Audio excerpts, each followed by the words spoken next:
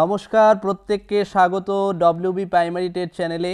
তো আজকে প্রাইমারি টেটের উপর বাংলা বিষয়ের কিন্তু আরও একটি সাজেশন ভিত্তিক ক্লাস, যেখানে কিন্তু তোমরা পেয়ে যাবে পরীক্ষার জন্য ইম্পর্টেন্ট প্রশ্ন, যেখান থেকে যে কোনোটা কিন্তু পরীক্ষায় আসতে পারে। তো শুরু করছি। এই যে দেখো, প্রথম প্রশ্নটি এখানে বলেছে এটি একটি ব্যাকরণগত প্রশ্ন, আর ব্যাকরণগত প্রশ্ন কিন্তু পরীক্ষায় দিবেই, তাই ভালো করে দেখো।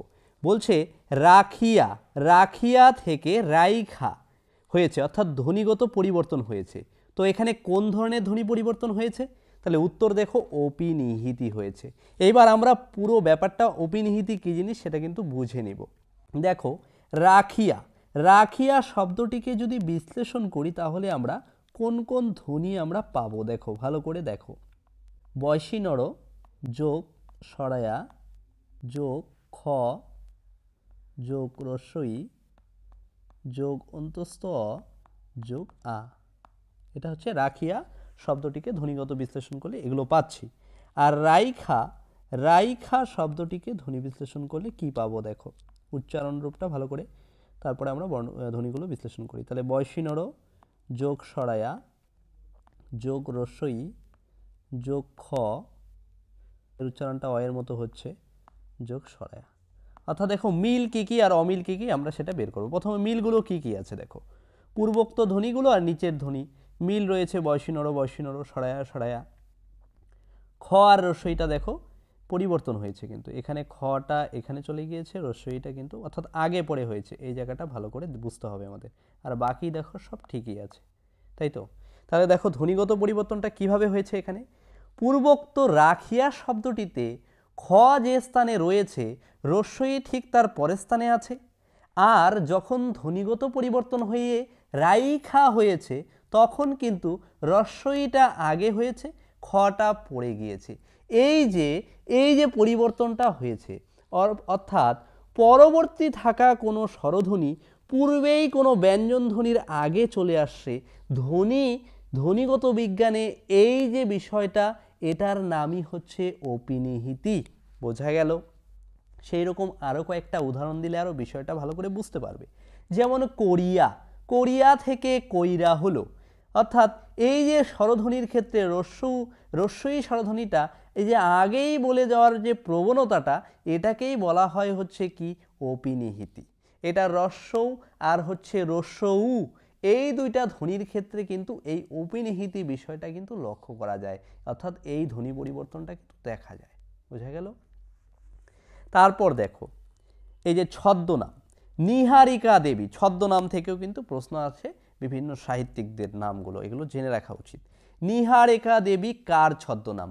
এটা কিন্তু অচিন্ত কুমার সেনগুপ্তর কিন্তু ছদ্মনাম হচ্ছে নিহারিকা দেবী। ঠিক আছে, ছদ্মনাম থেকেও পরীক্ষায় প্রশ্ন কিন্তু আসতে পারে। তারপর দেখো, কাদের জন্য সংশোধনমূলক শিক্ষণের ব্যবস্থা করা হয়? অর্থাৎ সংশোধনমূলক শিক্ষণ বা কি রিমিডিয়াল টিচিং। রিমিডিয়াল টিচিংটা কাদের জন্য ব্যবস্থা করা হবে? অবশ্যই শ্রেণীকক্ষে যারা পিছিয়ে পড়া সেই সমস্ত শিক্ষার্থীদের জন্য কিন্তু এই রিমিডিয়াল টিচিংটা কিন্তু ব্যবহার করা হয়। তারপর দেখো, বারবার কোনো ছাত্র পিছিয়ে বলে শিক্ষক কি ব্যবস্থা নেবেন? কোনো একটা ছাত্র বারবার পিছিয়ে যাচ্ছে, তখন শিক্ষক হিসেবে তিনি কি ব্যবস্থা নেবেন? অবশ্যই কিন্তু নিজে ছাত্রদের সঙ্গে বসে কারণ বুঝে সেই অনুযায়ী কিন্তু ব্যবস্থা কিন্তু গ্রহণ করবেন। কে ব্যবস্থাটা গ্রহণ করবেন? অবশ্যই কিন্তু শিক্ষক। তার আগে কারণটা কিন্তু বুঝে নেওয়া কিন্তু খুবই দরকার। তারপর দেখো, পিছিয়ে পড়া ছাত্রছাত্রীদের সঙ্গে সহপাঠীদের আচরণ কেমন হওয়া উচিত? পিছিয়ে পড়া যে সমস্ত ছাত্রছাত্রীদের আছে, তাদের সঙ্গে সহপাঠী বন্ধুবান্ধব তাদের আচরণটা কেমন হওয়া উচিত? অবশ্যই যত্নশীল আচরণ হতে হবে এবং তাকে এগিয়ে নিয়ে যেতে কিন্তু সাহায্য করতে হবে। এটাই কিন্তু সহপাঠী বা বন্ধু যারা আছে তাদের কিন্তু এটা করা উচিত। ঠিক আছে। তারপর পিছিয়ে পড়া শিক্ষার্থীদের পিছিয়ে পড়ার কারণ কি? তারা হচ্ছে নিজেরাই। হ্যাঁ, আমরা যদি কেউ পিছিয়ে পড়ি তার কারণ হচ্ছে আমি নিজেই। ঠিক আছে, কারণ আমরা যদি চেষ্টা করি তাহলে কিন্তু আমরা এগিয়ে যেতে পারবো, আর আমরা যদি অবহেলা করি ঠিক আছে, তাহলে কিন্তু আমরা পিছিয়ে পড়ব। তারপর দেখো পিছিয়ে পড়া ছাত্রদের প্রতি শিক্ষক কী করবেন, তাদের মনে আত্মবিশ্বাস জাগিয়ে তোলার চেষ্টা করবেন, কারণ আত্মবিশ্বাসের অভাব তাদের মধ্যে কোথাও যেন পিছিয়ে পড়ার একটা কারণ হয়ে দাঁড়ায়। এই জন্য আত্মবিশ্বাস শিক্ষককে যোগাতে হবে, এই ভূমিকাটাই কিন্তু শিক্ষক করবেন। ঠিক আছে, বাকি কাজ কিন্তু ছাত্রই করবে, কিন্তু শিক্ষক এই যে ছাত্রদের মধ্যে আত্মবিশ্বাসটা জাগাবে, যার জন্য সে উৎসাহ বোধ করে নিজে কিন্তু কোনো কিছু করতে পারবে, এইটাই কিন্তু শিক্ষকের একটা অন্যতম কর্তব্য। তারপর দেখো সংশোধনমূলক শিখন, এই যে সংশোধনমূলক শিখন বা রিমেডিয়াল টিচিং, এগুলো থেকে কিন্তু পরীক্ষায় প্রশ্ন আসে, কিন্তু তাই বিষয়টা কিন্তু খুব ভালো করে বুঝবে। ঠিক আছে, দেখো এই সংশোধনমূলক শিক্ষণের সময়কালটা কখন, এটা কিন্তু সমগ্র শিক্ষাবর্ষ জুড়ে কিন্তু হয়, অর্থাৎ যে কোনো পরীক্ষা বা বর্ষ শেষে যে রিমেডিয়াল টিচিং হবে তা কিন্তু নয়, মানে সারা বছর ধরে শিক্ষার্থীরা শিখবে। ঠিক আছে, শেখার সময় তাদের মূল্যায়ন হবে, তাই না, সারা বছর ধরে মূল্যায়ন হবে, এবং সেই মূল্যায়নের সময় যাচাই করে তাদের কোথায় খামতি আছে সেই খামতিগুলো পূরণ করবে কিসের মাধ্যমে, এই সংশোধনমূলক শিক্ষণের মাধ্যমে, যেটা কিন্তু সমগ্র শিক্ষাবর্ষ ধরে চলবে। তারপর পিছিয়ে পড়া শিক্ষার্থীদের চিহ্নিত করা হয় কিসের মাধ্যমে, অবশ্যই কিন্তু এই যে পরীক্ষার মাধ্যমে, এবং পরীক্ষার একটা মানের জন্য কিন্তু মান নির্ণয়ের জন্য কিন্তু একটা নম্বর দান করা হয়ে থাকে, যেখানে কিন্তু নম্বরের উপর ভিত্তি করেও কিন্তু পিছিয়ে পড়ার কারণ কিন্তু চিহ্নিত করা যেতে পারে। তারপর দেখো সংশোধনমূলক শিখনের উদ্দেশ্যটা কি, অবশ্যই সংশোধনমূলক শিখনের কিন্তু একটা উদ্দেশ্য আছে, সেই উদ্দেশ্যটা কি, শিক্ষার্থীদের মেধার কিন্তু উন্মেষ ঘটানো হয় এই সংশোধনমূলক শিখন পদ্ধতিতে। ভেরি মাচ ইম্পর্টেন্ট কিন্তু সংশোধনমূলক শিখন। ঠিক আছে, পাঠের সঙ্গে ওতপ্রোতভাবে যুক্ত, তাই কিন্তু পরীক্ষায় কিন্তু প্রশ্ন আসবেই আসবে বা আসতেই পারে, আর এই ধরনের প্রশ্নই কিন্তু সাজেশনে আছে। সাজেশনটা নিয়ে অবশ্যই কিন্তু সাজেশনটা মেনে পড়ো এই কয়েকটা দিন, যে কয়েকটা দিন পরীক্ষার আছে, আশা করি তোমরা কিন্তু ভালো ফল লাভ করতে পারবে। আচ্ছা দেখো, মানুষের কথা বলার প্রধান উদ্দেশ্যকে, আমরা কি কারণে কথা বলি, সেটা হচ্ছে ভাবের আদান প্রদানের জন্য কিন্তু আমরা কথা বলি। পাঠ্যপুস্তক, পাঠ্যপুস্তক কাদের প্রয়োজনীয় জন্য তৈরি হয়, কাদের প্রয়োজন পাঠ্যপুস্তকটা, পাঠ্যপুস্তক কিন্তু দুজনেরই প্রয়োজন, অর্থাৎ শিক্ষার্থীর যেমন প্রয়োজন, আবার কিন্তু শিক্ষকেরও কিন্তু প্রয়োজন, অর্থাৎ উভয়েরই কিন্তু পাঠ্যপুস্তকের কিন্তু প্রয়োজন আছে। তারপর দেখো সব থেকে বেশি ব্যবহৃত টিএলএম কি, ভেরি মাচ ইম্পর্টেন্ট, এই প্রশ্নটা কিন্তু 2022 টেটে কিন্তু এসেছে, তাই কিন্তু এই ধরনের প্রশ্নগুলোই কিন্তু পরীক্ষায় কিন্তু থাকবে। ঠিক আছে, 2022 টেটে এসেছে, 2023 টেটে যে আসবে না তা কিন্তু নয়, মানে এই ধরনের প্রশ্নগুলোই থাকবে, আর এই ধরনের প্রশ্নগুলোই কিন্তু জোর দিয়ে বলছি সাজেশনে কিন্তু আনা হয়েছে, এবং অ্যানালাইসিস করে কিন্তু এই প্রশ্নগুলো আমরা এনেছি, যেখান থেকে তোমরা কিন্তু হুবহু কমন পেয়ে যাবে। তাই দেরি না করে অতি অবশ্যই কিন্তু সাজেশনটি নিয়ে নেবে। তাহলে সব থেকে বেশি ব্যবহৃত টিএলএম অর্থাৎ টিচিং লার্নিং ম্যাটেরিয়াল সেটা কি, সেটা অবশ্যই কিন্তু পাঠ্যপুস্তক। বাকি যে টিএলএমগুলো রয়েছে সেগুলো কিন্তু অবশ্যই, কিন্তু অত্যাবশ্যক হচ্ছে কি, পাঠ্যপুস্তক। বন্ধুরা তোমরা জানো টেট পরীক্ষার জন্য হাতে কিন্তু আর সময় নেই। যদি শেষ দুদিনে আমাদের ব্রহ্মাস্ত্র সাজেশন নিয়ে খুব স্বল্প সময়ে টেট পাস করতে চাও, তাহলে অতি অবশ্যই কিন্তু আমাদের হোয়াটসঅ্যাপ নাম্বারে একবার হোয়াটসঅ্যাপ করে নাও, যেখানে কিন্তু বাংলা, ইংরেজি, গণিত, শিশু মনস্তত্ত্ব ও পরিবেশ প্রত্যেকটি সাবজেক্ট খুব সুন্দরভাবে সাজেশন করে কিন্তু নিয়ে আসা হয়েছে তোমাদের জন্য, যেখান থেকে তোমরা নিশ্চিতভাবে কিন্তু পাস করতে পারবে, যেখানে সিটেট বিগত 12 বছরের প্রশ্ন কিন্তু উত্তরসহ রয়েছে বাংলাতে, এবং অন্যান্য রাজ্যের টেট পরীক্ষার প্রশ্নগুলোও কিন্তু রয়েছে। তার সঙ্গে বলছি আমরা 5 জন টিচার মিলে কিন্তু শেষ মুহূর্তে তোমাদের জন্য এই ব্রহ্মাস্ত্র নোটটি কিন্তু তৈরি করেছি, যেখানে আমরা প্রত্যেকে কিন্তু টেট পাস এবং সিটেট পাস, সুতরাং আমরা জানি কোথা থেকে প্রশ্নগুলো কিন্তু হয়। তাই অতি অবশ্যই তোমরা এই নাম্বারে একবার হোয়াটসঅ্যাপ করে নাও। শেষ দুদিন তোমরা শুধুমাত্র এই সাজেশনটি প্রিন্ট আউট করে বাড়িতে পড়ো, আর কিচ্ছু পড়ার দরকার নেই, ব্যাস, তাহলে তোমরা টেট পাস করবে, পরীক্ষা শেষে মিলিয়ে নেবে। তাহলে পাস করতে হলে অবশ্যই কিন্তু এই নাম্বারে একবার হোয়াটসঅ্যাপ করে নাও। কোন স্বরবর্ণের কোনো চিহ্ন বা প্রতীক নেই, তাহলে আমরা জানি স্বরবর্ণগুলোর চিহ্ন আছে, তাই না, বা কার আছে, কার, যেমন সরায়াতে আকার, রস্বইতে শিকার, এরকম অ নামক যে স্বরবর্ণটা আছে তার কিন্তু কোনো কার চিহ্ন নেই। ভালো করে মনে রাখবে, এটা একটা ছোট প্রশ্ন, হ্যাঁ, ইজি একটা প্রশ্ন, কিন্তু এটাতেই প্রশ্ন চলে আসতে পারে পরীক্ষায়, না জানলে কিন্তু উত্তর করতে পারবো না। আচ্ছা দেখো, তারপরে কি রয়েছে, এই যে শ্মশান, সমীচীন, প্রতিযোগিতা, এই যে বানানগুলো, এই যে বানান সংক্রান্ত কিন্তু পরীক্ষায় প্রশ্ন আছে। আর আমাদের সিলেবাসে কিন্তু বানান সম্পর্কিত অধ্যায় রয়েছে, যেখানে কিন্তু আমাদের খুব কনফিউজ তৈরি করে দেবে। তার জন্য আমাদের বানানগুলো দেখতে হবে, প্রতিনিয়ত বানানগুলো দেখব।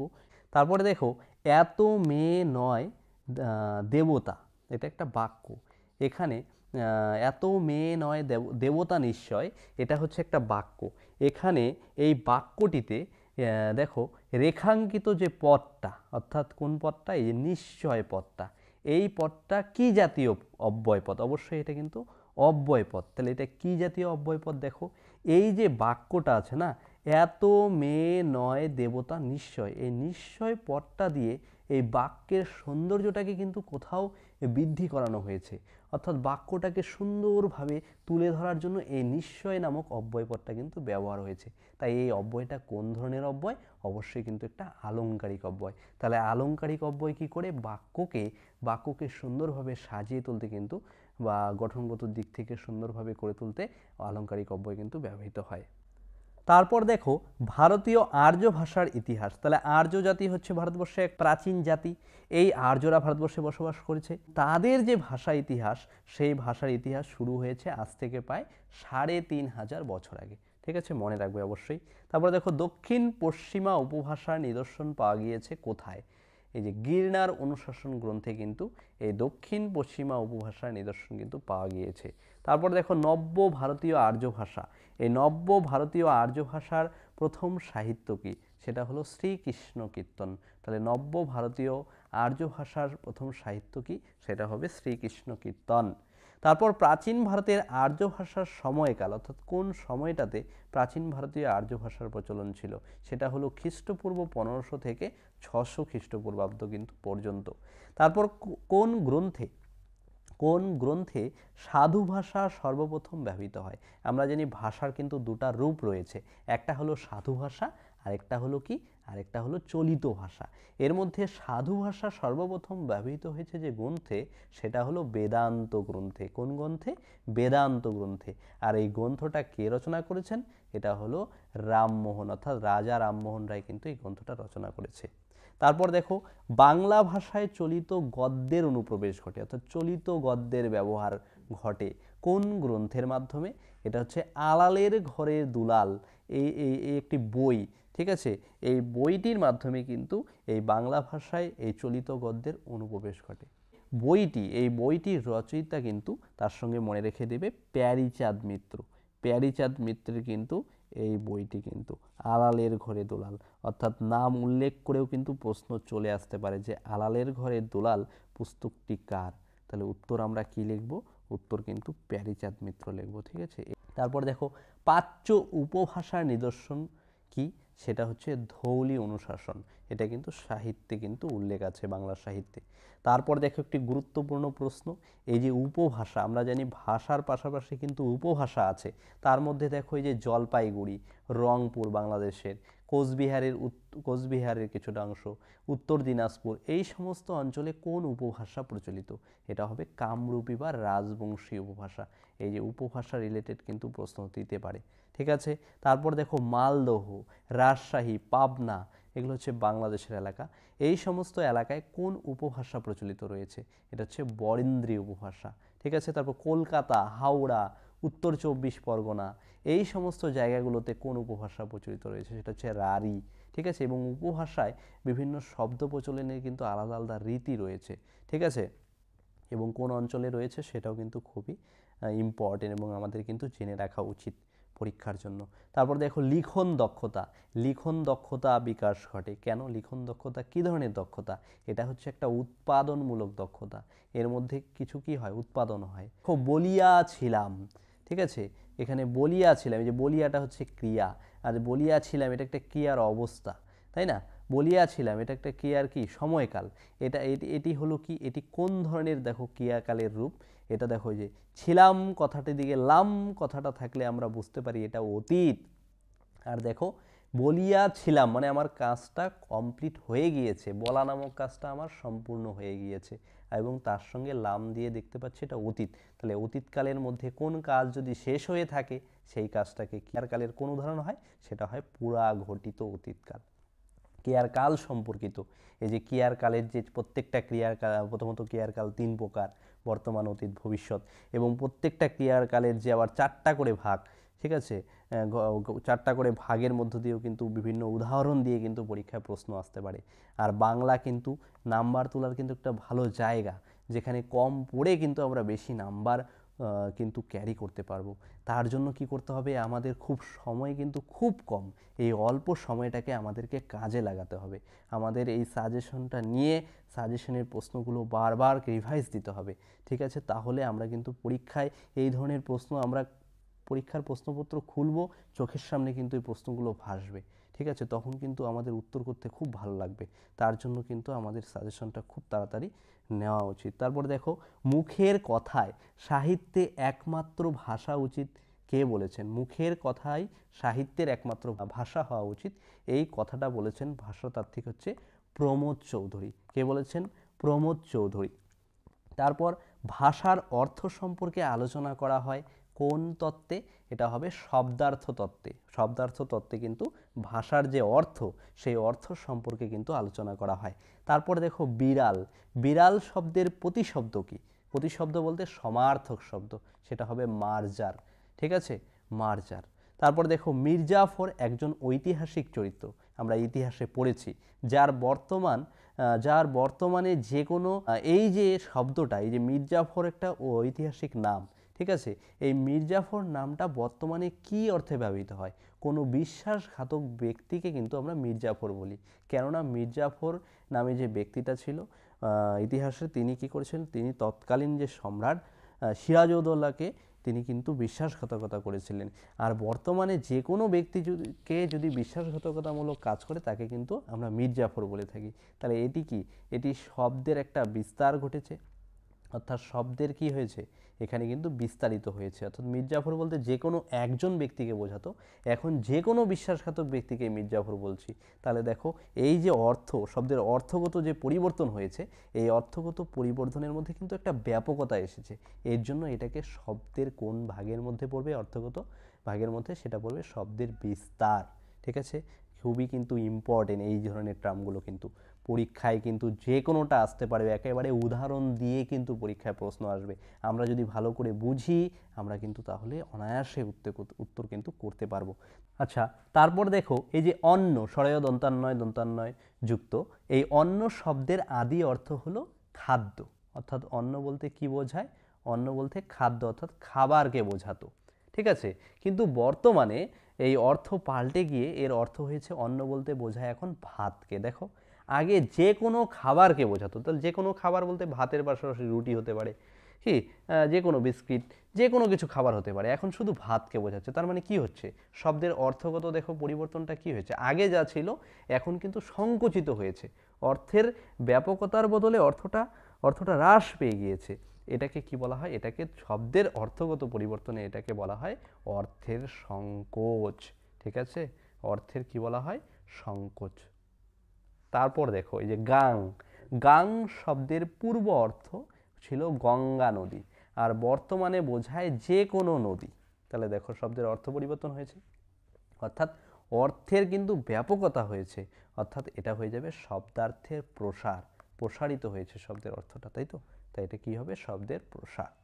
তারপর দেখো, আমরা অনেক সময় একটা কথা বারবার বলে থাকি, তাই না? কোনো একটা কথা বলতে গিয়ে একই ধরনের শব্দ বারবার প্রয়োগ করি, ঠিক আছে। যেমন কোনো কথায় বলি, যে বলতে গেলাম, আচ্ছা তোমরা এই কাজটা করেছো?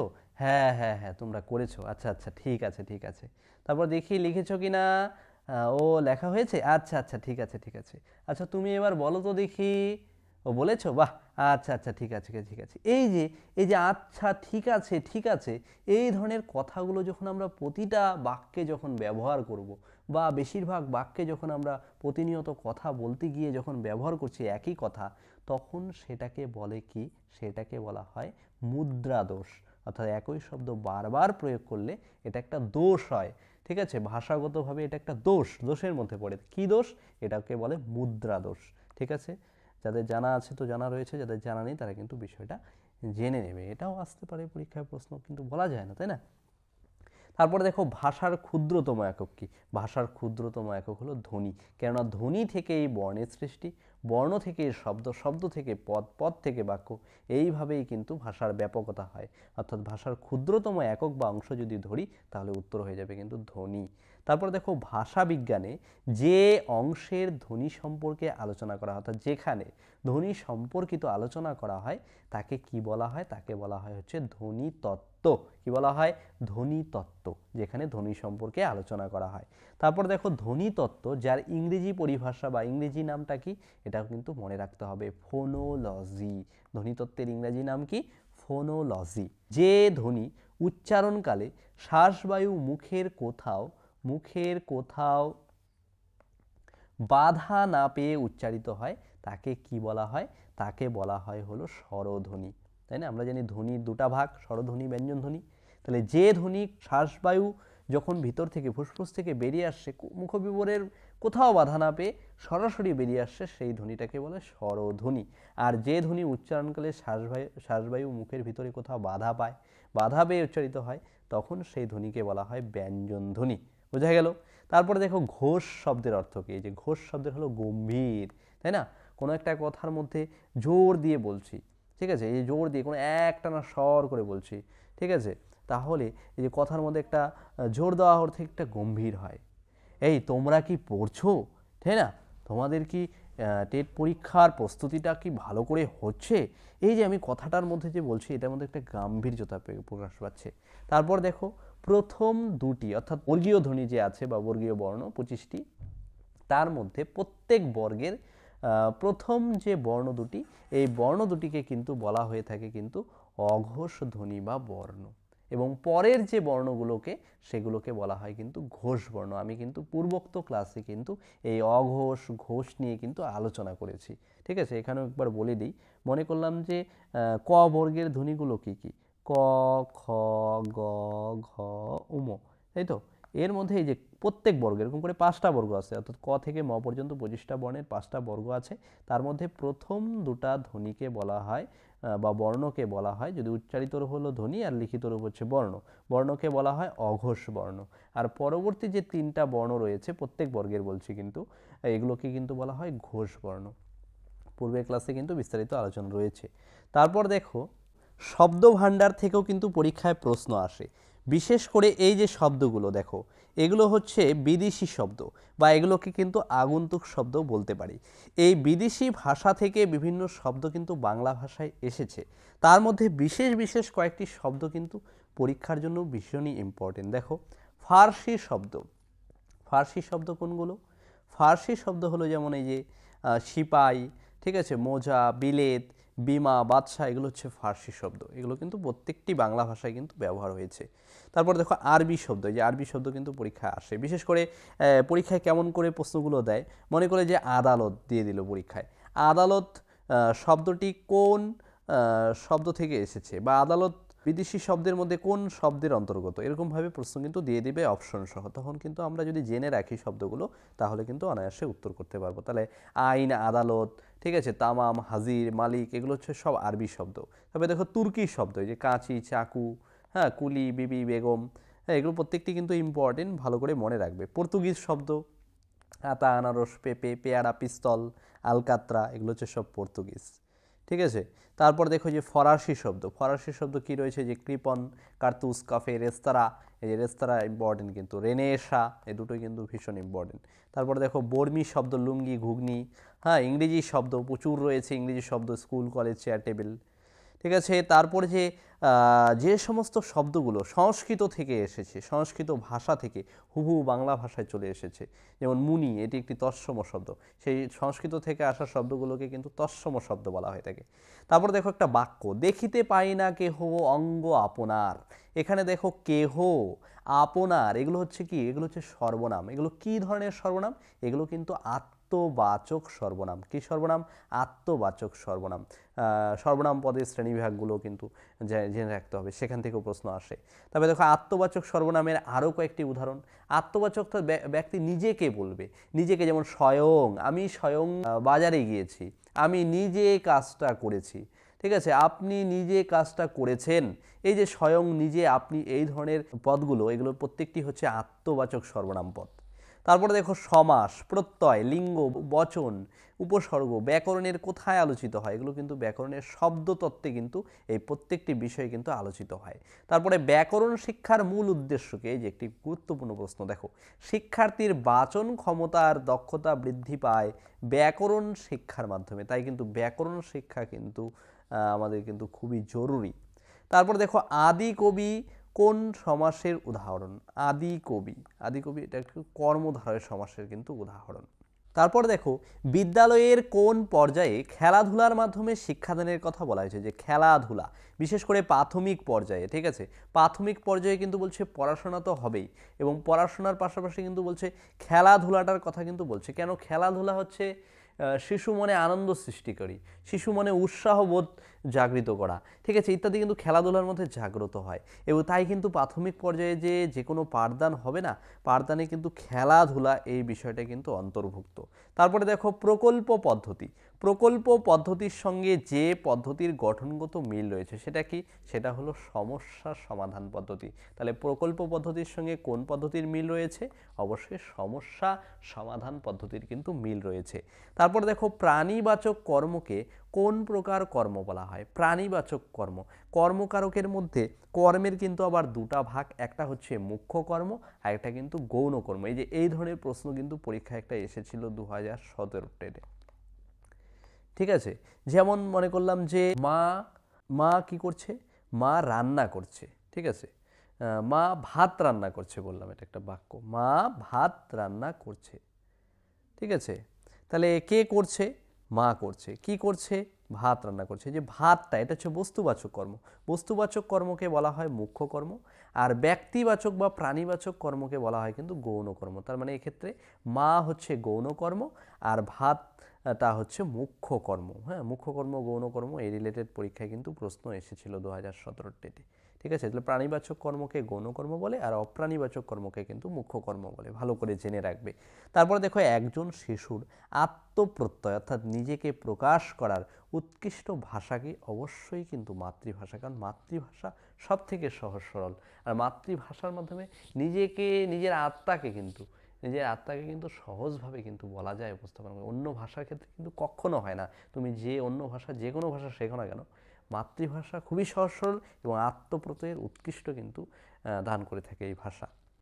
তারপর দেখো এই যে অন্তর্দৃষ্টি পদ্ধতি আমরা পড়েছি চাইল্ড সাইকোলজিতে, অন্তর্দৃষ্টিমূলক তত্ত্ব। এই অন্তর্দৃষ্টিমূলক তত্ত্বের প্রবক্তা হচ্ছে গেস্টালবাদীরা। গেস্টালবাদীদের মধ্যে কারা রয়েছে? যে কোহেলবার্গ, ওয়ার্দিমার, কপকা, এরা কিন্তু প্রত্যেকেই গেস্টালবাদী। এরাই কিন্তু যে তত্ত্বটা বিশ্লেষণ করেছে সেটা হলো অন্তর্দৃষ্টিমূলক তত্ত্ব।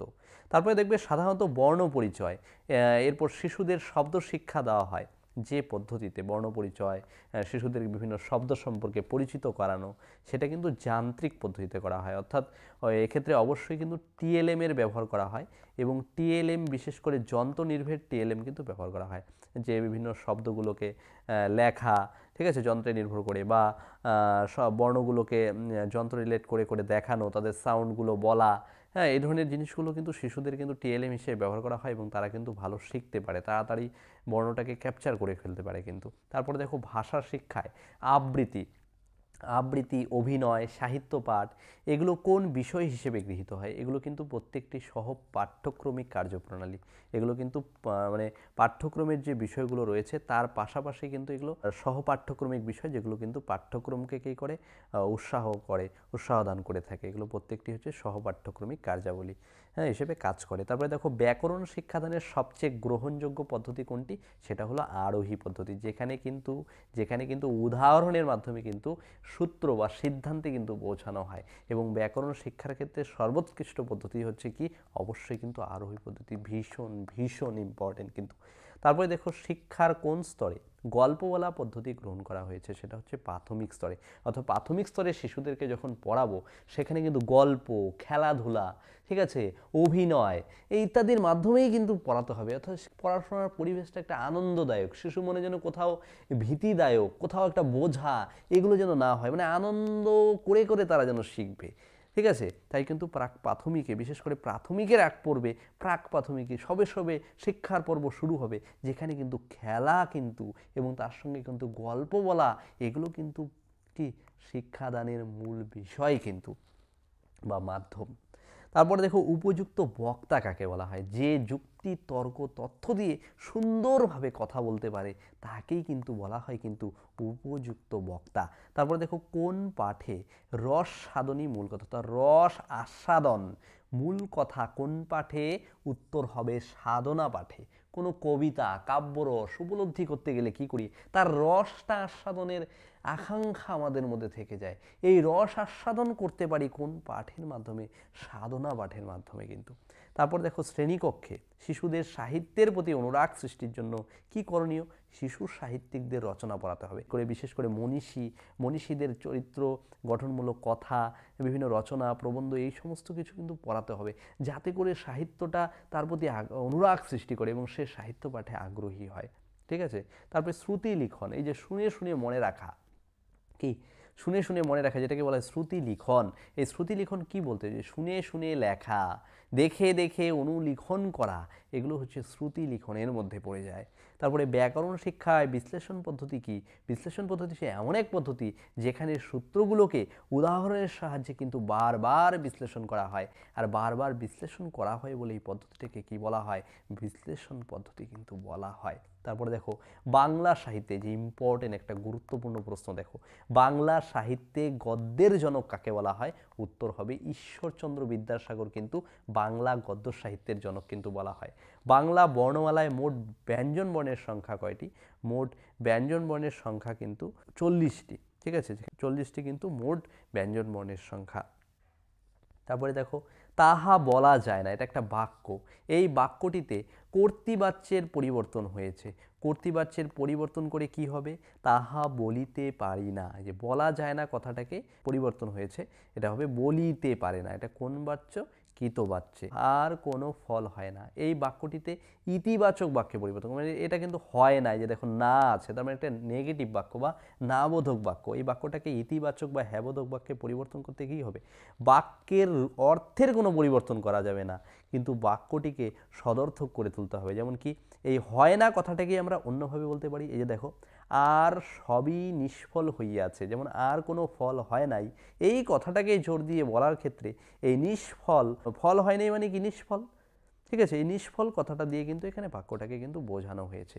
বাক্যের পরিবর্তনের ক্ষেত্রে কিন্তু অর্থকে কখনো কিন্তু পরিবর্তন করা যাবে না, এটা কিন্তু মাথায় রাখতে হবে। তবে দেখো সাতটি তারা তিমির, এটি একটি কাব্যগ্রন্থ, এই গ্রন্থটির রচয়িতাকে, আমাদের কবি জীবনানন্দ দাশ কিন্তু এই গ্রন্থটির রচয়িতা। তারপরে দেখো বর্ণ থেকে বরণ ধ্বনিগত পরিবর্তন হয়েছে, এখানে ধ্বনিগত পরিবর্তনটা কি, ধ্বনিগত পরিবর্তনটা হলো স্বরভক্তি, ঠিক আছে।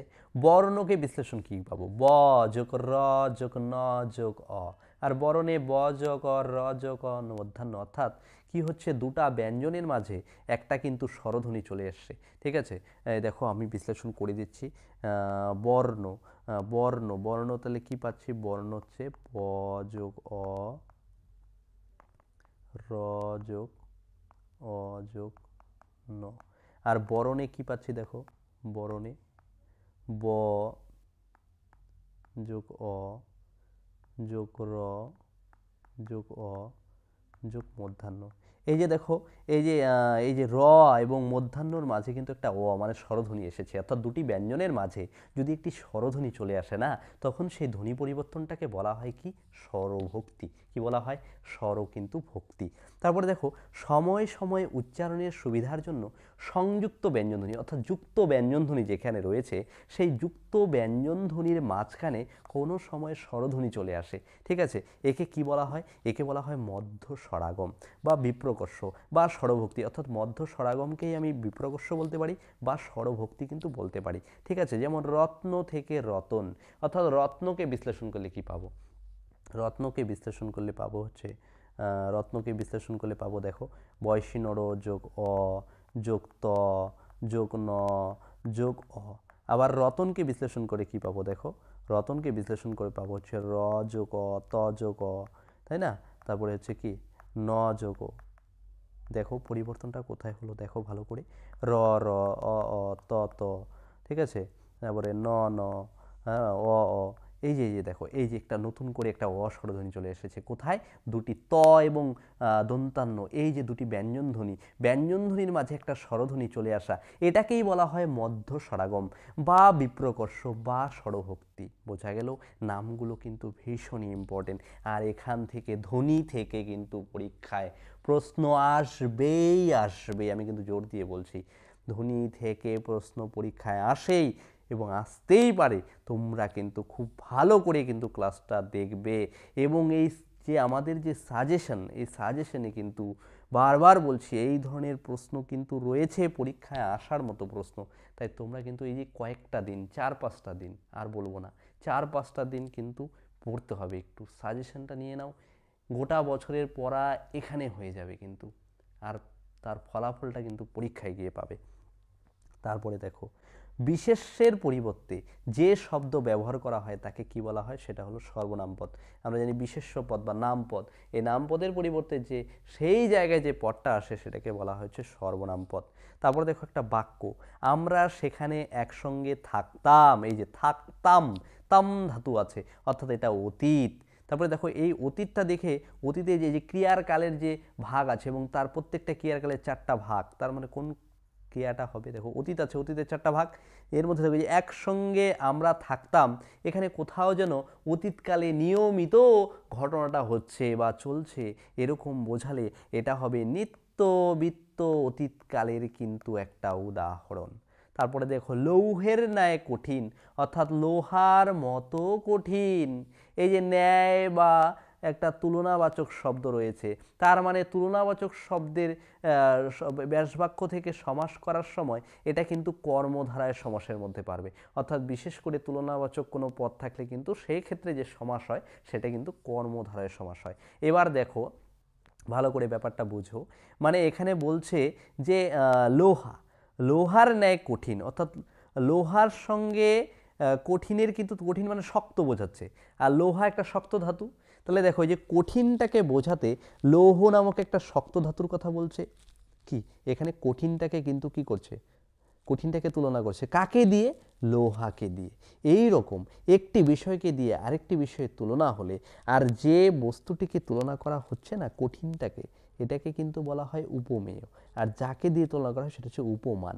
উপমান, উপমেয়, ঠিক আছে, এই যে জাতীয় যে শব্দগুলো থাকবে যে সমাসে সেটা কিন্তু উপমান কর্মধারয় সমাস বলা হবে, এবং সমাসের শ্রেণীবিভাগগুলো কিন্তু ভালো করে মনে রাখতে হবে। হ্যাঁ, ওখান থেকে কিন্তু প্রশ্ন আসে, আমরা যেন প্রত্যেকটা সমাসের ভাগ যদি মনে রাখি তাহলে কিন্তু আমরা প্রশ্ন করতে পারবো। তারপরে দেখো বাংলায় মোট বিরাম চিহ্ন, বিরাম চিহ্ন কয়টি, 12টি। বিরাম চিহ্ন কোনগুলো, যেমন হচ্ছে দাড়ি, ঠিক আছে, কমা, ঠিক আছে, তারপরে হচ্ছে সেমিকলন, তারপরে হচ্ছে কোশ্চেন মার্ক, প্রশ্নবোধক, এগুলো প্রত্যেকটি হচ্ছে বিরাম চিহ্ন, এরকম কিন্তু 12টি কিন্তু বিরাম চিহ্ন রয়েছে, ঠিক আছে। ছোট ছোট বিষয় কিন্তু ভালোভাবে মনে রাখবে, প্রশ্ন আসতে পারে কিন্তু। তারপর দেখো সাহিত্য ক্ষেত্রে এই যে বাংলা সাহিত্যের সবথেকে বড় পুরস্কার ভারতের মধ্যে এই যে জ্ঞানপীঠ পুরস্কার, এই জ্ঞানপীঠ পুরস্কার প্রথম দেওয়া হয়েছিল কত সালে, 1965 সালে প্রথম কিন্তু জ্ঞানপীঠ পুরস্কার দেওয়া হয়। তারাশঙ্কর বন্দ্যোপাধ্যায় কিন্তু বাঙালি হিসেবে প্রথম জ্ঞানপীঠ পুরস্কার পেয়েছে 1966 সালে, আর শঙ্খ ঘোষ, আশাপূর্ণা দেবী এরাও কিন্তু জ্ঞানপীঠ পেয়েছে। আর আর মহিলা হিসেবে, মহিলা সাহিত্যিক হিসেবে কিন্তু আশাপূর্ণা দেবী কিন্তু প্রথম জ্ঞানপীঠ পুরস্কার কিন্তু পেয়েছে। তারপর দেখো বাংলা সনেট, অর্থাৎ চতুর্দশপদী যে কবিতা, এটাকে সনেট বলা হয়, অর্থাৎ 14 লাইন বিশিষ্ট কবিতাকে কি বলা হয়, সনেট। এবং বাংলা সনেটের প্রবর্তককে তিনি হলেন মাইকেল মধুসূদন দত্ত, ঠিক আছে, নামটা মনে রাখবে। তবে রাজবস্ত্র সত্যি অতীব সূক্ষ্ম, দেখো একটা সুন্দর বাক্য, রাজবস্ত্র সত্যি অতীব সূক্ষ্ম, এই যে প্রদত্ত বাক্য, এই বাক্যের রেখাঙ্কিত শব্দের কোন কারক ব্যবহৃত হয়েছে, মনে করলো যে এই যে রাজবস্ত্র, ঠিক আছে, এখানে দাগটা উল্লেখ নেই, রাজবস্ত্র শব্দটার কোন কারক হয়েছে, দেখো রাজবস্ত্র, অর্থাৎ এখানে কি একটা বস্তুর কথা বলছে, রাজার ব্যবহৃত বস্ত্র, অর্থাৎ তাহলে আমরা যদি ক্রিয়াকে প্রশ্ন করি যে কি দিয়ে, তাহলে কোনটা অতীব সুন্দর? রাজবস্ত্রটা অতীব সুন্দর। এই যে কি দিয়ে উত্তরটা পেয়ে যাচ্ছি, এটা কি এই যে ক্রিয়াপদের সঙ্গে অন্য পদের সম্পর্ক হচ্ছে কি কারক। তাহলে এই যে কি সম্পর্কিত যে কারকটা পেয়ে গেলেন সেটা হয়ে যাবে কর্মকারক। কি কারক? কর্মকারক। কারক সম্পর্কিত প্রশ্ন কিন্তু আসবে পরীক্ষায় বা আসতে পারে, এবং কারকের অ্যানালাইসিসও কিন্তু রয়েছে কিন্তু, হ্যাঁ, এই সাজেশনে তোমরা কিন্তু দেখে নিবে। ঠিক আছে, তারপরে দেখো কল্লোল যুগের কবি। কল্লোল যুগের কবি, কল্লোল সাহিত্য গোষ্ঠী কিন্তু একটা সময় পর্বের গোষ্ঠী। এই কল্লোল যুগের একজন কবি হচ্ছেন নবীনচন্দ্র সেন। ঠিক আছে, এবং এছাড়াও যে আরও অন্যান্য যারা কবি রয়েছে তাদের মধ্যে হচ্ছে বুদ্ধদেব বসু, প্রেমেন্দ্র মিত্র, অচিন্ত্য কুমার সেনগুপ্ত। এই যে কবিরা এরা কিন্তু প্রত্যেকে কল্লোল যুগ। আর কল্লোল যুগ বলতে একটা সময়কালের পরবর্তী সময়কে বোঝায়, অর্থাৎ 1930 সালের পরবর্তী সময়ে যে কবিদের আবির্ভাব হয়েছে তাদেরকে কিন্তু এই যে যুগটা, এই যে সময়কালটা, এটাকে বলা হয়েছে কিন্তু কল্লোল যুগ। প্রশ্ন আসতে পারে কিন্তু। তারপরে দেখো কল্লোল যুগের শ্রেষ্ঠ নায়ককে। সুধীন্দ্রনাথ দত্ত, এরা প্রত্যেকে সাহিত্যিক। বুদ্ধদেব বসু, অমিয় চক্রবর্তী, জীবনানন্দ দাশ, বিষ্ণু দে, এরা কিন্তু কল্লোল যুগের বিখ্যাত কিন্তু কবি। এই 5 জন বিশিষ্ট কবিকে একসঙ্গে বাংলা সাহিত্যে কি বলা হয়? পঞ্চপাণ্ডব বলা হয়। ভালো করে মনে রাখবে, এই 5 জন সাহিত্যিককে বাংলা সাহিত্যে কি বলা হয়? পঞ্চপাণ্ডব বলা হয়। কাদেরকে? সুধীন্দ্রনাথ দত্ত, বুদ্ধদেব বসু, অমিয় চক্রবর্তী, জীবনানন্দ দাশ আর বিষ্ণু দে। এই যে পঞ্চপাণ্ডব ছিলেন মূলত কল্লোল যুগের কাণ্ডারি। এরা কল্লোল যুগের সেই সময় সাহিত্য বিস্তার করেছিল এই সমস্ত মানুষগুলোর মধ্য দিয়ে সবথেকে বেশি। তবে তাদের পাশাপাশি কাজী নজরুল ইসলাম, প্রেমেন্দ্র মিত্র, অচিন্ত্য কুমার সেনগুপ্ত, সঞ্জয় ভট্টাচার্য, অবনীনাথ রয় প্রমুখের ভূমিকাও কিন্তু অনেক রয়েছে। ঠিক আছে, তারপরে দেখো বাক্য নির্মাণ। এই যে আমরা বাক্য গঠন করি, বাক্য গঠন করতে গেলে আমাদের নির্দিষ্ট শর্ত কিন্তু মেনে চলতে হয়। ঠিক আছে, তার মধ্যে দেখো 3টা শর্ত কিন্তু আবশ্যিক। এই 3টা শর্ত কি? 1 হলো আসক্তি, 2 হলো যোগ্যতা, 3 হলো আকাঙ্ক্ষা। কোনো বাক্যে যদি এই 3টা বিষয় যদি থাকে তাহলে কিন্তু সেই বাক্যটাকে বলা হয় বাক্যের শর্ত পূরণ হয়েছে এবং বাক্যটা সঠিক হয়েছে। অর্থাৎ কোনো বাক্যের মধ্যে যদি কোনো একটা না থাকে, হয় আসক্তি, নয় যোগ্যতা, নয় আকাঙ্ক্ষা, কোনোটাই যদি 3টার মধ্যে যদি একটা না থাকে তাহলে সেই বাক্যটা কিন্তু গঠনগতভাবে ভুল হয়ে যাবে কিন্তু। ঠিক আছে, তারপরে দেখো সমাপিকা ক্রিয়া। আমরা জানি কি ক্রিয়া মানে কাজ বোঝায়। এইবার ক্রিয়া যে ঘটবে, যে ক্রিয়ার যে অর্থ, ঠিক আছে, সেই অর্থ বা ভাব সেটা যদি সম্পূর্ণরূপে প্রকাশিত হয় কোনো বাক্যে তাহলে কিন্তু সেই বাক্যটাকে বা সেই ক্রিয়াটাকে কিন্তু বলা হয় সমাপিকা ক্রিয়া। ঠিক আছে, যেমন এক সময় আমি স্কুলে যেতাম। ঠিক আছে, এই যে যেতাম কথাটার মধ্যে আমি স্কুলে যাওয়া বোঝাচ্ছে, মানে কাজটা সম্পূর্ণতা বোঝাচ্ছে ক্রিয়ার ভাবটাকে। এক সময় আমি ফুটবল খেলতাম। ঠিক আছে, এগুলোর মধ্যে কি হয়? বাক্যের ক্রিয়ার ভাবটা কিন্তু সম্পূর্ণরূপে প্রকাশিত হচ্ছে, তাই কিন্তু এটা সমাপিকা ক্রিয়ার কিন্তু উদাহরণ। বোঝা গেল? আর অসমাপিকা ক্রিয়ার ক্ষেত্রে কি হয়? বাক্যের যে ক্রিয়ার যে ভাবটা সেটা কিন্তু কোথাও যেন অসম্পূর্ণ থেকে যায়। হ্যাঁ, অসম্পূর্ণ থেকে গেলে ওটা কিন্তু অসমাপিকা ক্রিয়ার মধ্যে পড়ে। তারপরে দেখো বাক্য কিন্তু গঠনগত দিক থেকে আবার 3টা বাক্য রয়েছে। একটা সরল বাক্য, যৌগিক বাক্য, জটিল বাক্য। যে বাক্যে একটি মাত্র সমাপিকা ক্রিয়া থাকে সেই বাক্যে কিন্তু বলা হয় সরল বাক্য। যেমন আগামীকাল আমি বাড়ি যাব। ঠিক আছে, এখানে আগামীকাল এই যে যাব নামক ক্রিয়াটা, ঠিক আছে, এখানে কিন্তু একটি সমাপিকা ক্রিয়া আছে, সেটা হচ্ছে যাব। আর এই যাব একটি মাত্র সমাপিকা ক্রিয়া যে বাক্যে থাকবে এবং একটি উদ্দেশ্য থাকবে, এই যে আগামীকাল, সেই বাক্যকে কিন্তু বলা হবে সরল বাক্য। আর যৌগিক বাক্যে কি হবে? 2 বা 2-এর বেশি স্বাধীন বাক্য কিন্তু যুক্ত হবে অব্যয় দ্বারা। কোন অব্যয় দ্বারা? সংযোজক অব্যয় দ্বারা। সেই বাক্যটাকে বলা হবে কিন্তু যৌগিক বাক্য। যেমন আমি সকালে দুধ আর চা খাই। ঠিক আছে, দুধ আর হচ্ছে কি চা খাই। মনে করি যে এই যে আর নামক একটা অব্যয়, এটা কি অব্যয়? এটা হচ্ছে সংযোজক অব্যয়। এই যে অব্যয় থেকে কিন্তু বিগত বছরের পরীক্ষায় কিন্তু প্রশ্ন এসেছে। ঠিক আছে, এগুলো কিন্তু ভীষণই ইম্পর্টেন্ট। তাহলে এখানে আরটা হচ্ছে সংযোজক অব্যয়। যে বাক্যে এরকম সংযোজক অব্যয় দ্বারা একের বেশি বাক্য যুক্ত থাকবে সেই বাক্যটাকে বলা হবে কিন্তু যৌগিক বাক্য। আর দেখো জটিল বাক্য, যে বাক্যে একটি প্রধান বাক্য থাকবে তার পাশাপাশি অন্যান্য আশ্রিত বা একাধিক বাক্য থাকবে সেই বাক্যটাকে কিন্তু বলা হবে কিন্তু জটিল বাক্য। ঠিক আছে, তাহলে যেমন জটিল বাক্য কি? যদি তুমি যাও তবে আমি আসবো। মনে করলাম এটা একটা উদাহরণ, যদি তুমি যাও তবে আমি আসবো। এই যে যদি, এই যে শর্ত সাপেক্ষ, যদি তুমি যাও তবে আমি আসবো, এই যে যদি তবে এই জাতীয় অব্যয়গুলো যখন ব্যবহার হবে কোনো বাক্যের, সেই বাক্যটাকে কিন্তু বলা হবে জটিল বাক্য। প্রত্যেকটা বিষয় নিয়ে কিন্তু ক্লাস নিয়ে আসবো। তোমরা এই ধরনের নতুন ক্লাস যদি পেতে চাও অতি অবশ্যই কিন্তু সাবস্ক্রাইব করে দেবে। আর যারা তার সঙ্গে বলছি, যারা তোমরা এখনও সাজেশনটি নেওনি, সাজেশন নিতে চাও, অতি অবশ্যই তোমরা কিন্তু স্ক্রিনে দেওয়া হোয়াটসঅ্যাপ নাম্বারে কিন্তু একবার যোগাযোগ করে নেবে। তো প্রত্যেককে থ্যাংক ইউ, এখানে কিন্তু শেষ করছি।